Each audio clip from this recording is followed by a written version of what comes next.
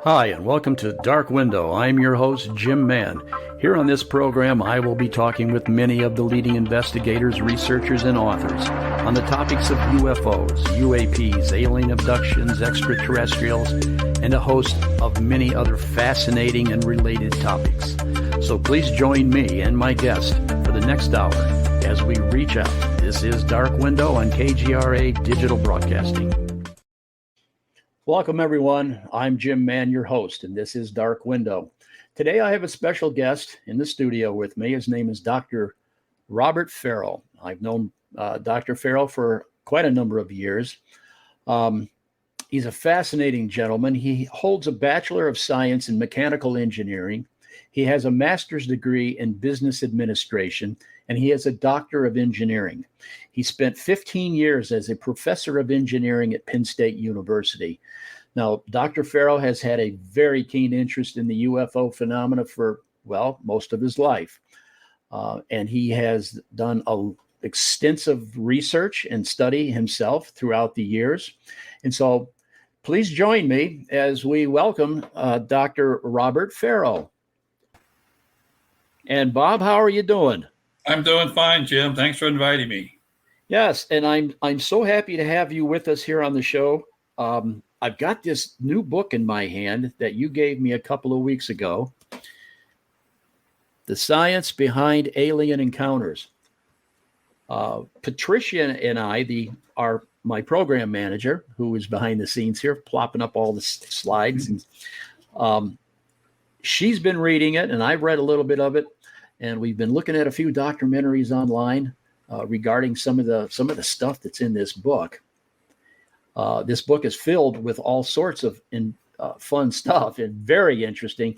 But what I want to talk about today is Chapter 16, the Nazca mummies, and you're involved in that a little bit. And I know you have a presentation here that you'd like to share with us. Yes.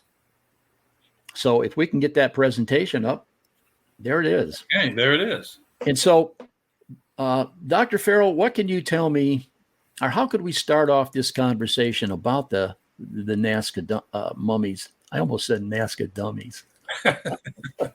Well, what I can tell you is how I got drawn into it. Yeah, please do.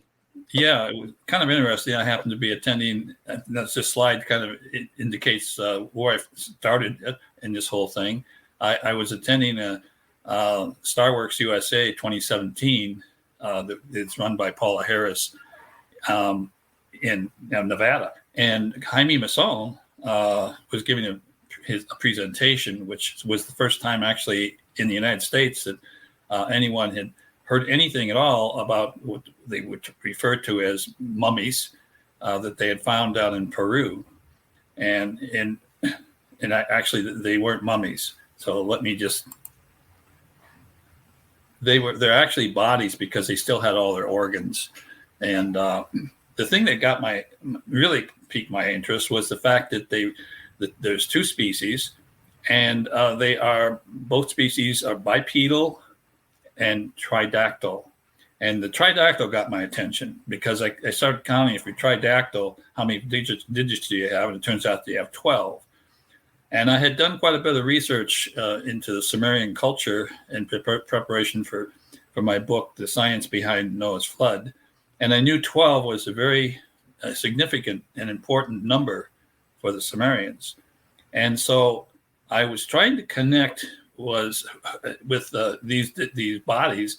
Did they represent perhaps the Anunnaki that the Sumerians believed had come to Earth about 450,000 years ago? And maybe that's why the Sumerians thought so highly of 12, is because their gods, or whatever you call them, had 12 digits. And so that hooked me right there. That got me involved. And so I was always trying to connect with, let me see if there we go. So, and the Sumerians, turns out, have other connections that appear to be Sumerian. And what I'm showing in this picture right here is a bowl that was dated to be over 5,000 years ago. It was found in Bolivia. And it had been used. Yeah, excuse me. Yes. That is a fascinating point because that is cuneiform, correct? Yes, it's a form of cuneiform, And which was it was invented by found the in Sumerians. Peru. No, actually, it was found in Bolivia, right next door. Okay, Bolivia. Yeah, but it But it was was a farmer had been using it to water his goats. So he didn't recognize it. I don't know how someone discovered, hey, look at that's pretty important. Look at the writing. Anyway, so it turns out that a lot of people make this the bull connection with the Sumerians, even though it was supposedly 5,000 years old. Before we had airplanes and things to Mhm. fly back and forth and establish a connection. So that kind of reinforces, in my mind anyway, that there may be a connection between Peru and Bolivia too, and Samaria, and Thousands so of miles apart. thousands of miles apart. And so I actually approached Jaime and asked him if I could kind of tag along, drop in from time to time on the phone, call him and see what's going on with these bodies. Mhm. And he also gave me permission to use a lot of the images that he had in his presentation. So you'll see those today. But so the discovery of these bodies actually began, they were discovered in 2015 and by grave robbers.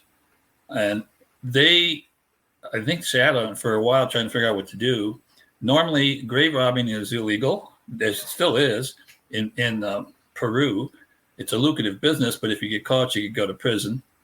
And so they weren't sure what to do, I guess, and they brought some bodies or parts of the bodies to Thierry Jamin, who ran the Archaeological Institute in Cusco.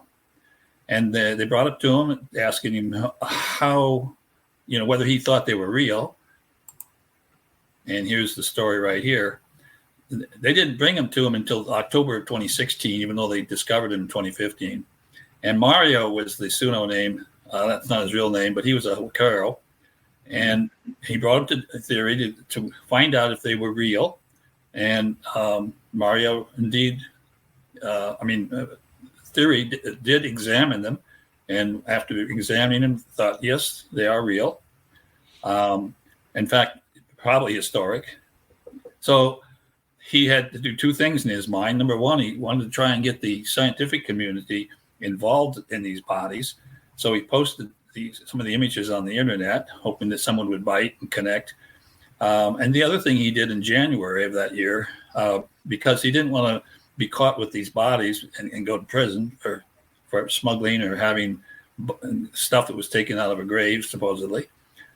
So he even wrote a letter to the Ministry of Culture claiming that he had these bodies in his possession and that where they had been found near Nazca. And he thought they were probably a national treasury, and he wanted them to be declared as a national treasury so that they'd be protected, not only from the environment, but from being sold off to some collectors. There are wealthy collectors on this planet that might swoop in and buy some of these things for their own collection, and then they wouldn't be available to do research. So that was what Theory was trying to do. And I guess no one seemed to be interested. Certainly the archaeologists in Peru had been turned off on the whole project. They had been made to believe that these bodies were fake, that they were assembled from cadaver bones, and they wanted nothing to do with it. And so I think that was a deliberate effort by the Ministry of Culture to taint this whole thing, to discourage people from wanting to spend millions of dollars or whatever to buy any of these things because they were fake. And anyway, it turns out that what happened, that I'm not going to read this exactly the way it's written, but there was a biologist. In fact, I don't really know who he is for sure, but I think he was the biologist that came with Jaime when they came down in April to Peru. But he had seen those on the internet, and he contacted Jaime. He knew he was a good friend with Jaime, and said, it appears as though it might be real. You really should take a look at it. And so what Jaime did was contact Theory, and by either internet or phone, and through discussions was convinced that yes, there may be something here. And so he then contacted Gaia, and some of you may know who Gaia is, but Gaia agreed that yes, it looks like they might be important, and they agreed to help fund a task force, if you would, of investigators, a lot of them were scientists, to go down and look at these bodies. And so they did. So here's the people that were on the team, and I have a complete list with me if one has a question on that. But it was a cross cut of a lot of people who might be important to see these bodies firsthand.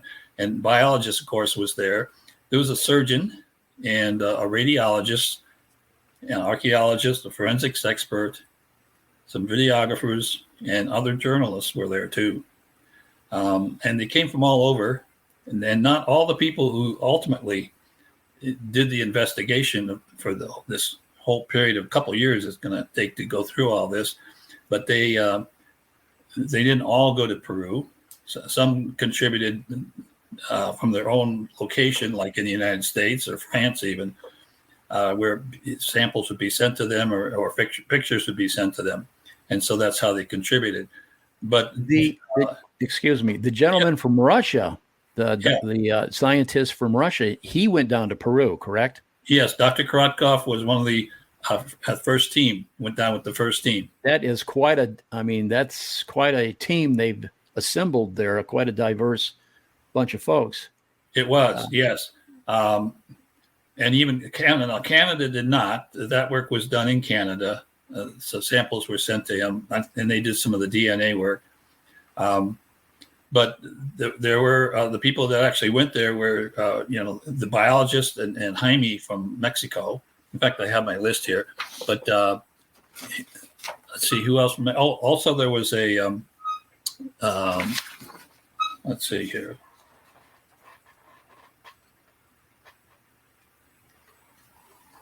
The one of the other people that was there was excuse me, Dr. Benitez, Dr. Benitez, who happened to be a forensics expert for the Mexican Navy, and so he was an important part of the team to do an initial survey of the bodies, and what he thought. This is before they had X-rays, initially, just looking at the bodies as they were, and the bodies were coated in this white substance, which turned out to be diatomaceous earth, and apparently it had been blended with some oil so it would stick to the body. That was an interesting aspect, is that these skeletons, these mummies, they were more or less mummified in this diatomaceous earth. They were preserved because diatomaceous earth is also a desiccant, and yes, it's used for a lot of things, including swimming pool filters. And it's a fungicide too. Fungicide. So it's an excellent way to preserve the bodies, and the bodies were not actually mummified. They were referred to as mummies earlier on, but even on the first lecture that Jaime gave that I saw, he was clear to say that these weren't mummies because they did not contain any of the internal organs. Therefore, the government had no right to claim that they had robbed a grave, because that would not, you don't want to do that. So, so they're not. They're just the bodies. They're dead people that used to live. So they're not mummies, and that kind of put that to bed anyway. But it's sometimes I refer to them as the mummies just because everybody knows what I'm talking about when I say that. Right. Yes. So let me just go to the next slide here. So the initial story, as far as where they were found, of course, the grave robbers really never did, as far as I know, reveal really where they found them for obvious reasons, because apparently there were more, and they were worth a lot of money. But the first story that they told Theory was that they had been exploring a grave and somehow found themselves in a stairway going down into the ground. And when they got to the bottom of the stairs, they saw a door. And they pried the door open, and they found themselves in a room. And there were sarcophagi, and they looked in the sarcophagi and they found these bodies. So that was the story that they gave. That's how they came about the bodies. Later on, they had to change their story, and I think it was maybe a couple of years later before they actually agreed to take some of the members of the team out to where they now claim that they found the bodies.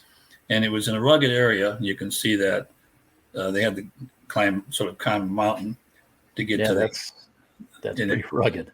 It turned out it was basically a cave. And here's a picture looking inside the cave. Right. You can see the hand there. It's got the white powder on it. So what was explained to them while they were in this cave was each of the areas that appeared to be carved out or something where there could have been a body in there. And so that was all pointed out to them. Well, this is where we found this body, and over here is where we found this body. And so certainly it didn't fit the image that they were initially given as far as being a tomb. Yeah, right. But of course, this was all filled with that diatomaceous earth. Yes. So it kind of matched. And also some of the researchers said that, well, it smelled in here just like in the cave. It smelled the same as what they were smelling when they handled the bodies. Correct. Yeah. So that kind of connected it. So in Cusco, the first meeting was April of 2017. And the team was actually shown certain bodies initially. And one of them, first ones that they showed them were hands. Here I have a picture of the hands, which are unusual. You can see they're tridactyl and very long. And now, if you look at your finger, you can see you've got three bones, more or less. And these guys have, and they call them phalanges. Phalanges. These hands and also the bodies, no, I shouldn't say that. The bodies don't all have 5 phalanges. But these hands were 5 phalanges and almost 12 inches long. So you can imagine how long your hand would look if it was 12 inches. Dr. Farrell, what do we know about this metal part here? Yeah, well, that they didn't know for sure what it was until they had an analysis done on it. But one of the things they did know right off the bat was it was non-magnetic and appeared like it might be copper. And indeed, the final analysis on that was that it was a mixture that included copper. And it appeared to be something that could have been done by people in that part of the country or that world that back, let's say, a couple thousand years ago. They would have had the technology to make that, whatever you want to call that thing. Mm-hmm. So I think they're still trying to figure out exactly what the purpose is. Was that sort of an implant inside? Yeah. It was right, implanted right in the skin. Okay. Right on top of the hand. All there was 2 of them, and each one was a little different color. So I think one was a little more reddish, and one was gold colored. So here you can see there's 3 hands there, and the one closest had a chunk taken out of it. And of course, that was done so they have stuff to send off for an analysis. But these have been X-rayed and looked at. I don't know about computer tomography, but they've certainly been looked at through X-ray. And here is an artist. There was a graphic designer, Jose Hernandez, who did a good job of, and you'll see when we look at the other bodies, eventually toward the end of the talk, I will show you what his interpretation of the bodies would be if they were living, and this is a good picture here because it shows how you don't need to have a thumb to grab onto something. When you can wrap your hand with all those fingers, you can wrap right around it with your fingers. That's a very good point because I thought about that when I saw that. Yeah. But with all the phalanges they got, they can just grip something. They don't need the opposing thumb. That's right. And, when I was growing up in school, I don't know what point, maybe high school or biology, that was supposed to be a feature of an intelligent being, one that has an opposing thumb, so that they could make things, make tools. And so that kind of shoots that theory. Absolutely. They also were presented with some heads, and my first reaction when I saw those was that they were monkey heads. They looked like they might have come off of a monkey. But when they inspected them, they noticed that the connection on the bottom was a square hole, which is very unusual because most animals, it's a round hole for where maybe for the nerves and everything to pass down. So that made them a little bit unusual. I think I might have another picture here. Yeah, that's an X-ray of one of the heads. And you'll see other pictures of the heads of some of these bodies. And it's clear that they don't have any teeth. That's one thing. The other thing that's clear is that the capacity for holding a brain as a function and compared to the size of the body is pretty large. And like you'll see Maria a little later, and it was estimated that her cranial capacity was 20% greater than a human's. In the human. And Maria was about the same size as a human. But they had the sort of the elongated skull, though. Yeah, well, you can see the head. You can see the back of the skull is kind of elongated, hooded. You could say even, and I think we'll see that too. This is looking at kind of inside the capacity of the skull, and where the arrows are pointing is assumed where the nerves would come down through that hole, like it would in most animals. Yeah. And then they were finally presented with two bodies. They had been given a previous body, but it looked so fake, and it turned out that it was more like a doll that had been assembled from bones. And so they once they saw the X-ray, they put it on the shelf and forgot about it. They were not interested in it. But these bodies, these two here, they were called Maria and Josefina and Alberto. Let me go back. Oops. Yeah. Alberto and Josefina. And so we'll look a little closer at them. But notice their necks, how long they are. Alberto's a little longer than Josefina's, at least at this point. Mm-hmm. And when they examined real closer, it looked as though they could actually extend and retract their neck, kind of like a turtle. And if you saw E.T., I think it was E.T. going to say, it looks like E.T. Yeah, E.T. could do that. I don't know. Steven Spielberg must have known about this because I would never have thought to depict an alien with an extendable neck, but he did. And sure enough, they think these maybe he had a little inside information or something. Yeah. I don't know. Well, just looking at the bones and the structure of it, it looked like they could be extended. And the skin on these is very unusual. Some of the other images that I've seen, and I think I have one a little later here, but it reminds me when we have Thanksgiving, I'm usually the one that has to prepare the turkey and salt it down, and rubbing the skin. The skin looks a lot like a turkey skin to me, but a lot of people call it reptilian-like skin, but it's not human-looking skin anyway. No, it's not. Here's an X-ray now of those two bodies with their heads, because one of the bodies they got later on was without a head. But yes, their heads match kind of the ones that they were given earlier. And again, clearly they have no teeth, and they don't seem to have an ability to chew. And one of the first assumptions was that perhaps they lived on a liquid diet that they could take in through their small mouth.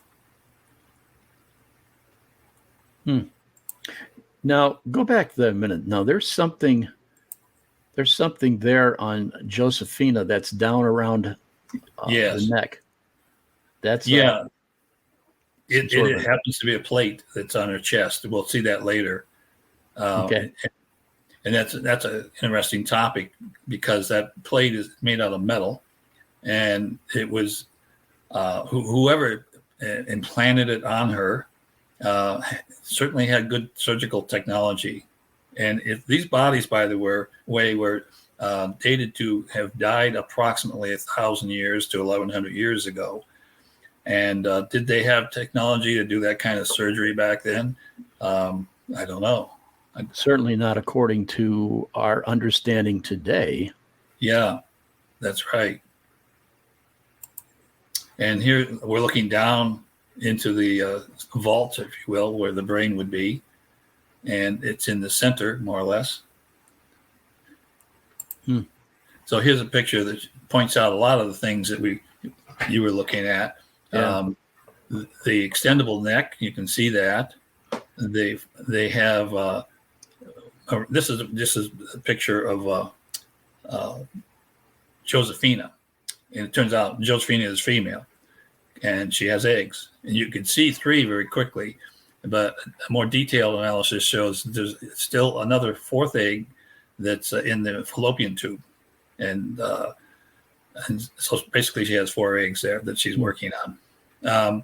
The metal plate that you talked about, Jim, is in her chest, and you can see on the side. You can see it on the side view too.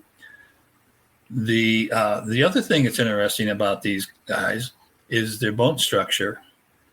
They only have a single bone in their forearms and 4 legs, like we have two bones, in our forearm. They only have 1, and so that makes them unique. The bones are hollow too. That's another thing that sets them apart from most animals that we have. They only had 11 vertebrae, and the thoracic cage is, you can see that you look at it from the side view, you say, well, how can they have any internal organs in there? There's no space for it. And Right. and, yeah. Well, later on, you'll see that they don't. They're very limited what's inside there. Let me ask you this. The fact that there is eggs inside of that Josephina, Yeah. which would mean that she would not give live birth, and that she would not be a mammal. Right. She That's would right. be Definitely a reptile or bird-like or something. Yeah. Here we see a picture of a frog. I put this one here just to point out how similar those small bodies, and one we're talking about now is the small one. You haven't seen the big one yet, but the small bodies are about 2 feet tall, and they appear to be very frog-like. I mean, from the point of view of the fact that their skin, the fact that they're not mammals, and their bone structure is similar to a frog. Wow. However, the DNA that they've done, they've never been able to match any of the DNA of that species to anything in the database. It doesn't match frogs, turtles, people, alligators, sunflowers, wheat, or anything. No match at all to anything that they have. It seems to be a new species of some sort. Yeah, definitely not a normal species on planet Earth. Yeah. I happen to think they're not from this planet anyway, but we'll get to that later, I guess. Yeah, I'm gonna say that's an option, isn't it? It is. And I think many of the people down there in Peru also think that they're aliens. They're not, from this planet. So I'm not alone there. Now here's a computer tomography image of this has to be Josephina because there's the eggs, right? Mm-hmm. And if you look closely, you can't make out too much as far as what's inside in terms of organs. And other images that have been taken of this do not reveal any evidence of a heart, lungs, or even a digestive system. And so that's perplexing, because how do they survive? I guess that would be a question. And let me see. I got to look and see what my next slide here. Oh, well, before I get to that, here's a family of more bodies that were presented. But before I leave this one, I want to say what my take on this. In my research over the years, in reading both stories of people who were abducted and what they experienced, mostly that, and I can't even point to when in my readings, because I've been doing this for at least 3 decades. Someplace along the line, I had heard or read by someone who apparently was with what they call gray. I call these the grays, that that they don't eat, that they immerse themselves in a fluid and they take in their energy, you might call it, or nutrients, transdermally through their skin. And so I think that's amazing. I think that's what we're looking at here is a species that does not eat but absorbs through their skin. And that forced me to do some research into frogs because they do resemble frogs to a lot of extent. And I only recently learned that frogs can breathe underwater in the sense that they transpire. They can take in oxygen through their skin and expel carbon dioxide through their skin. So when they're below the ice in the wintertime, maybe buried in mud or something, hibernating, you might say, they can still absorb oxygen through their skin.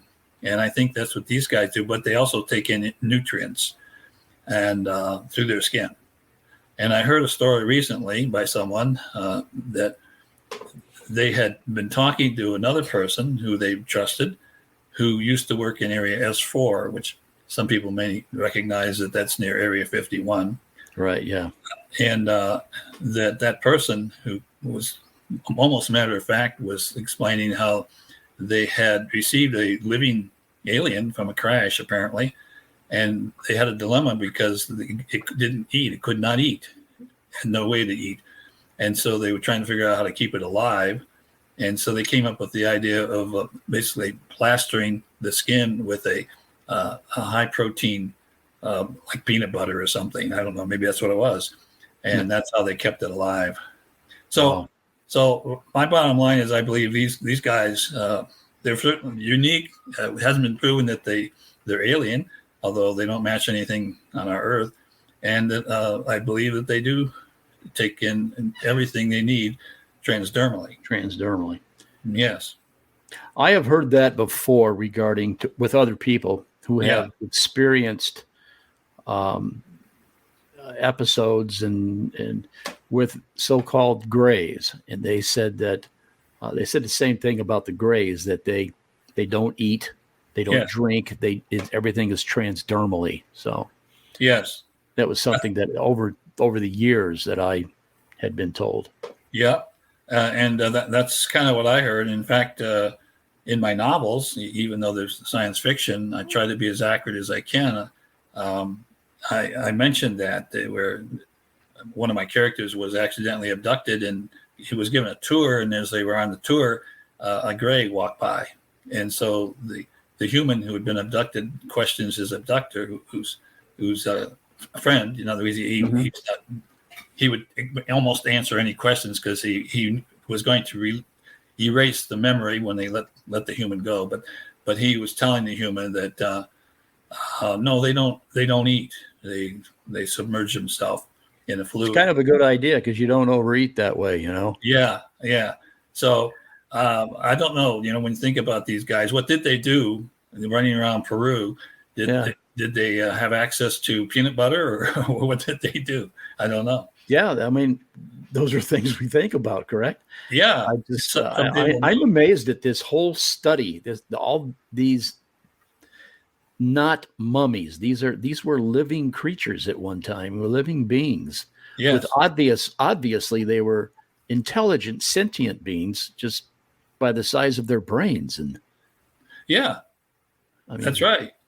This is amazing stuff. I use these characters in my fourth novel, where they're actually taking care of a mothership, and they're grown. Mm-hmm. Like you would grow chickens. When I say grown, they're raised like chickens, but they're highly intelligent, and they run around. They take care of the ship, the mothership.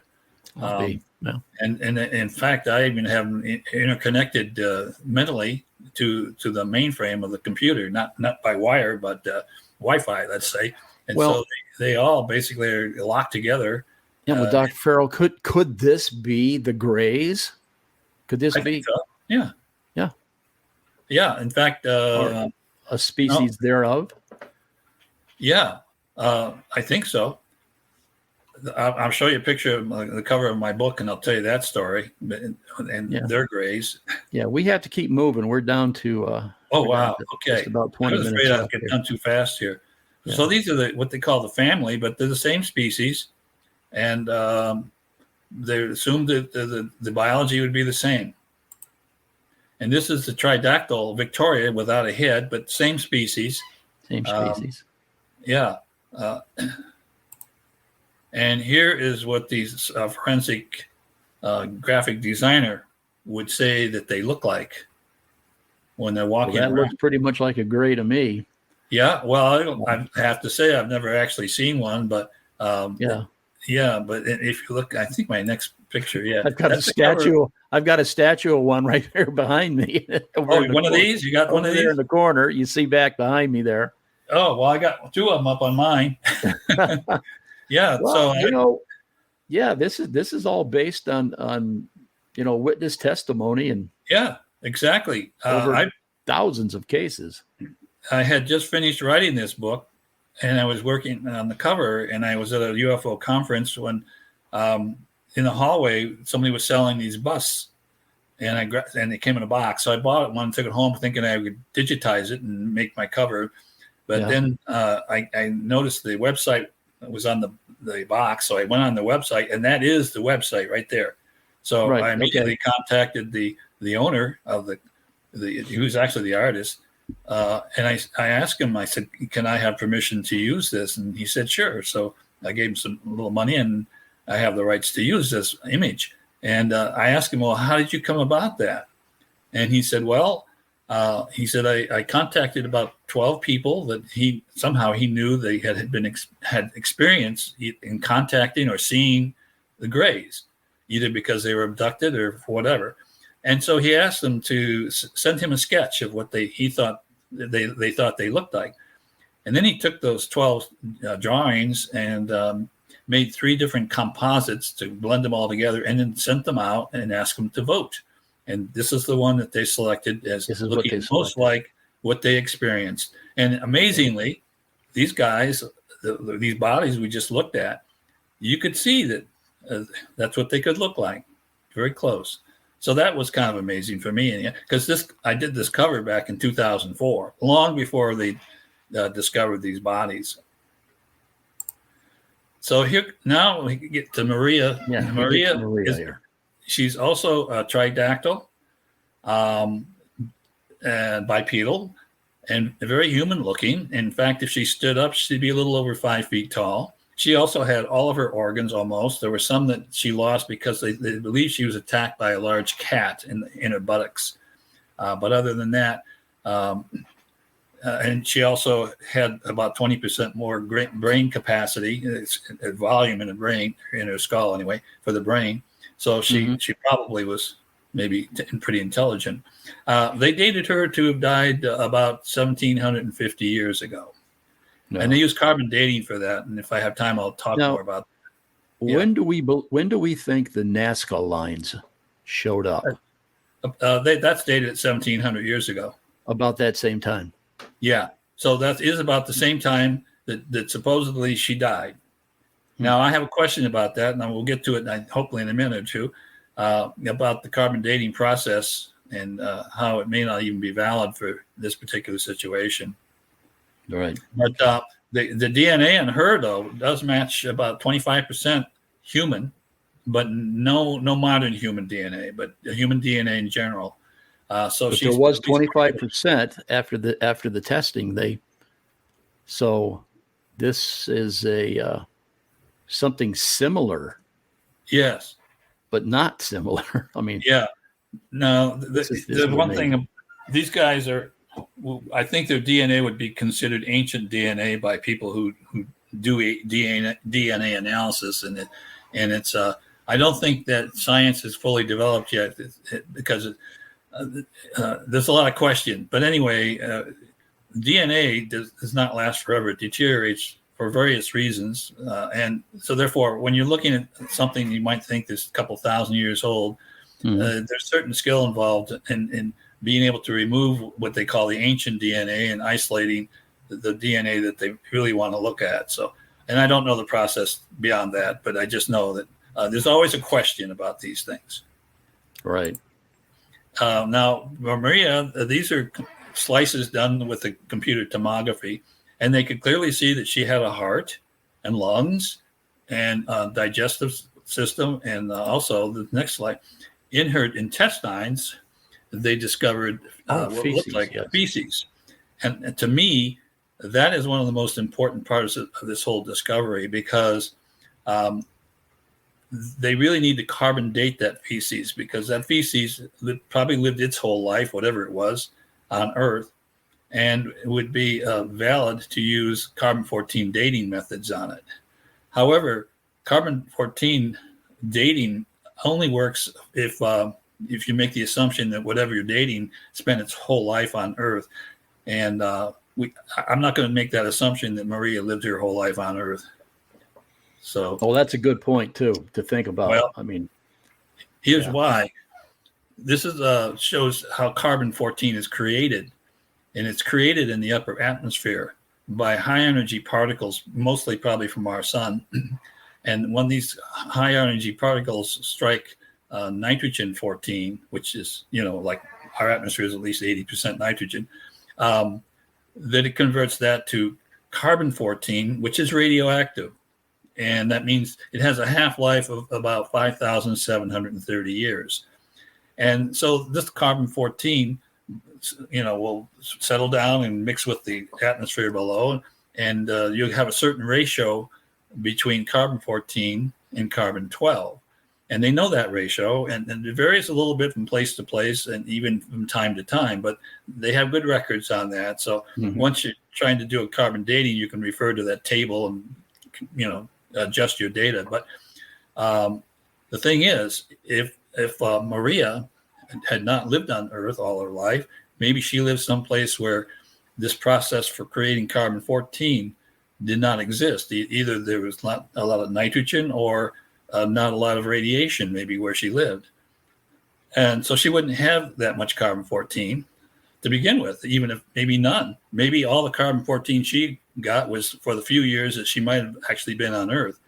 And therefore, her ratio of carbon-14 to 12 would be lower.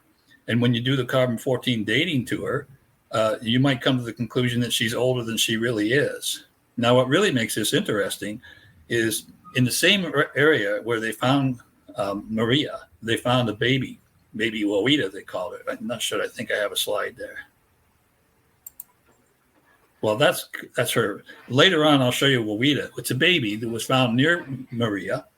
And Wawita also was initially looked like it was tridactyl, but they found out later that the baby originally had 5 digits, and the 2 had been removed to make it look like tridactyl. Now, I'm not sure why that would have happened, but that's the way it was.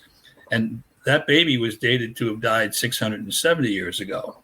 Now, the baby was less than a year old, so I think that would have been an accurate dating.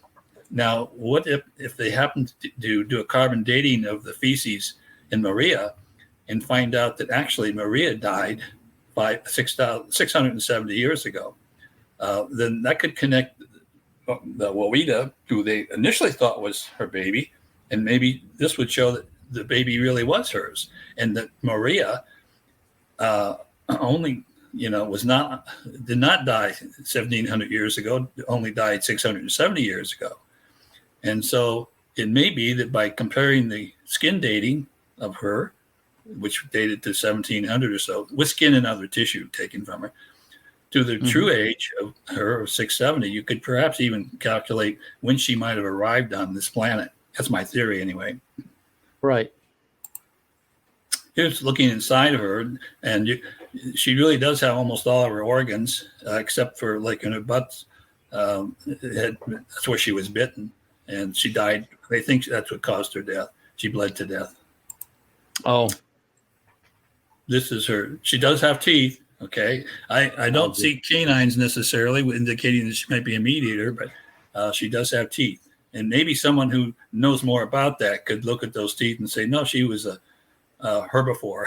They look like a normal hominid herbivore. She got molars and everything. Yeah, I don't know what happened. She maybe should have seen her dentist because it looks like she lost some of her teeth. But now you say that her cranial cavity is larger than the normal. Yes. What about the eye socket? The Well, they're bigger. The eye socket is bigger, and I'll show you another picture that's done by the forensic artist in a minute. But she had holes for her ears where we would have holes, but there are no, what do we call these things that stick out? She didn't have any of those. Oh, really? Okay. Yeah. You'll see that. There we go. You can see. I don't know if is my cursor showing up on the screen? Your cursor's not showing up. No. Oh, okay. Well, anyway, if you look at the side view of her head, you can see there are holes there for her. Can you see my cursor? Probably not. No, I cannot. But I see the small hole on the side of her head there. Right, and her eyes were a little large too. Yeah. Compared to us, larger than ours. Otherwise, on the other image that you can see where she's standing up, except for her toes look awful long, and so do her hands hanging down there. But if she didn't show her hands and feet and walked around and maybe wore a cap over her ears, you wouldn't really know that she's not human. Well, and then we would have no way of knowing what sort of heightened sensory perceptions this person, this creature would have. Maybe she doesn't have the big ears, right? But maybe she has other ways of interpreting her environment. Who knows? Yeah, I want to go back here a minute. I've been meaning to take a close look at this or ask somebody, because does she have vocal cords? She has lungs. Oh, yeah. Well, good does she have vocal cords? Can she speak? And that I don't know. That's on my bucket list then, to find out more about this person. That's a good one, Bob. Yeah. Yeah. I didn't think about that when I saw this earlier. Huh. Yeah, you're right. And in the skull cavity there, you can see something that looks like it was left over of her brain. Yeah, there's a substance in there. If you study it closely, it's a dehydrated brain, I think. Dehydrated brain. It doesn't certainly fill out the whole cavity, which it probably did originally. But now, like I said, at the very beginning of this whole research, the team, the effort really was to show that these bodies were not assembled. And clearly these images, they didn't have these to begin with. They had some other ones, x-rays and things. But clearly these computer tomography images show without a doubt that these bones were not assembled, that they're connected with connective tissue. Huh. And I didn't mention it earlier, but on this other species, the short guys that are 2 feet long, their joints, where we would have a ball and socket joint, there's a connective tissue there that's kind of like a sponge. So it can bend in more dimensions than, we have like 1 degree of freedom as we move our own arm back and forth. Right. But we can't, other than twisting the whole arm, you can't really go sideways. And I think the small species probably had a little more mobility in their joints than we might, because it wasn't a ball and socket joint. It was a kind of a spongy type material. Yeah. Well, Dr. Farrell, we're down to about 3 or 4 minutes here. Okay. What? Oh, there's Marita. There's the baby. Yeah. Yes. And I think, like I said, I think the top of the list, that if I were to talk to those guys down in Peru who are doing this research, I said, whatever you do, if you don't do anything else, carbon date the feces in Maria, because that will tell you a lot. Oh, here I am. That is Maria in the back. Now, she's much bigger than that in real life, but I'm in a hallway looking through a window into a room, and she's in a box in that room, which I was told is filled with argon gas. So she's preserved, because that's one of the big concerns, is that the bodies will degrade with time. Wow. There's my books. There's your books. So we timed it right. We sure did. And you've done a lot of research over the years. I know we had you present, I believe it was the science behind Noah's flood at the Phoenix MUFON meeting 2, 3, 4 years ago. Yeah, I think it was. I'm not sure though. I'd have to look at Yes, my and records. I can tell the listening audience that the book that I have here, that right here, and that's the science behind the alien encounters. Um, I love the science behind series, Bob. Thank you. This is exactly the kind of stuff we're all looking. No, let me ask you this. Let me ask you I this. lost you there for a minute. Yeah, Yeah, Bob, would you be willing to come back and talk to us a second time? sure. Okay, and then because there's so many fascinating topics that we could talk about. Okay. Yeah, we're out of time, and I think it's been great that you were able to get on with us. I look forward to talking to you again, and of course, we both live here in the same area, so I will definitely Yeah. see you again. So I want to thank you, Bob, for joining us, and I want to also thank um, my program manager, Patricia Wilkinson, Yes. for doing what she does behind the scenes. And I want to thank all of our viewers. I hope you enjoy our program. And thank you, KGRA Digital Broadcasting. And I have to say that this is Dark Window. I am Jim Mann, your host, along with Dr. Robert Farrell. And thank you for joining us, and good night.